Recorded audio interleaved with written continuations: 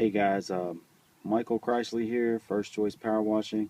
Walk you through or discuss one of the main things that might happen with your pressure washer um, or your system, your hoses or anything. But if you look in here, and I'm going to get my flashlight out, that is a bad O-ring. I don't know if you can see that on the video, but that O-ring's bad. So what we're going to do is, what this is causing is basically your leg or some other parts of your clothes and body getting wet because it's right here next to your wand and everything like that. It's leaking just enough to be irritating, but this is what's causing it. It's just a bad O-ring, and this being a brass quick connect probably means this came with something that I already had. We've had it a while, and that's probably an original O-ring that's in there, but I'm going to show you the O-ring I'm going to replace it with and how I'm going to get that out of there, hopefully. Let's see. I use these little picks. This one I think was a Harbor Freight special or whatever. Look, made in China. There you go. But you can use a dental pick or anything, and you can get those dental picks. Actually, a full set of them at pressuretech.com. That's spelled T-E-K. But basically, this is what I use to pull these old ones out. And because it is an old one, I just kind of stick it in there and get it. And there it came.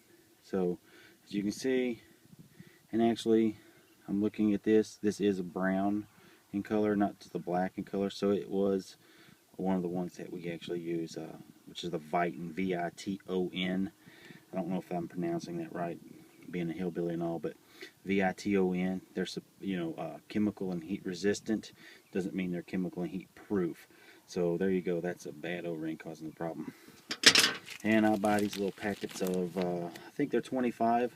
I'm not sure of the cost, but again, I get these at pressuretech.com. You can order these, and it helps fill out an order. A lot of times if you've got an order and you're trying to take advantage of that coupon code or something, if you order online, I think anything over 100 you get 5 off or whatever, and a lot of times you can't hit that 100 with a couple of other things you're buying, so just toss in some O-rings, and these are good to have in the truck. And here we go. Let's see. I usually just kind of get it started there just by putting it in there, and then I'll try to push down on the other side and just kind of get it in that recess that's in there. And you can dig and pick and pull and push and whatnot, and then it'll finally make its way in there.